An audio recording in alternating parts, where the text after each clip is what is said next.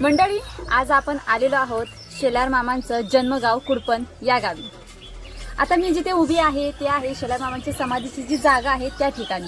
आता तुम्हाला दाखवते, समोर दिसत आहे शेलार मामांची समाधी।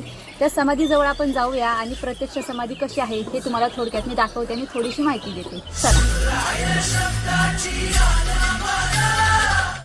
ही आहे शेलार मामांची मूळ समाधी आणि हे आहे कुडपण गाव। आता हे जे कुडपण गाव आहे, हे कुडपण गाव पूर्ण चारी बाजूनी डोंगरामध्ये बसलेलं आहे। म्हणजे कुडपण गावाला डोंगराने पूर्णपणे वेढलेलं आहे। बघा तुम्ही, निसर्ग सौंदर्य खूप भरभरून आहे।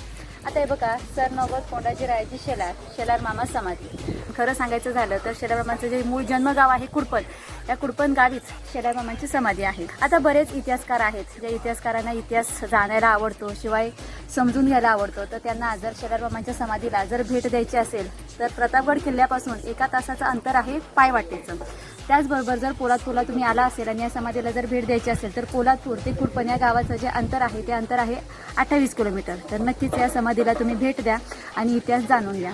सरनौबत कोंडाजीरायाची शेलार मामांनी शिवरायांना शेवटच्या श्वासापर्यंत साथ दिली। तर आज या कुडपण गावी आलेलो आहोत, तर म्हटलं थोडीशी आपण या समाधीला भेट देऊया आणि आपला इतिहास सांगण्याचा प्रयत्न करूया। या समाधीबद्दल एक लॉंग व्हिडिओ देखील मी बनवलेला आहे, तुम्ही इथे क्लिक करून तो व्हिडिओ बघू शकता। या आतमध्ये जाऊया आणि समाधीचं दर्शन घेऊया।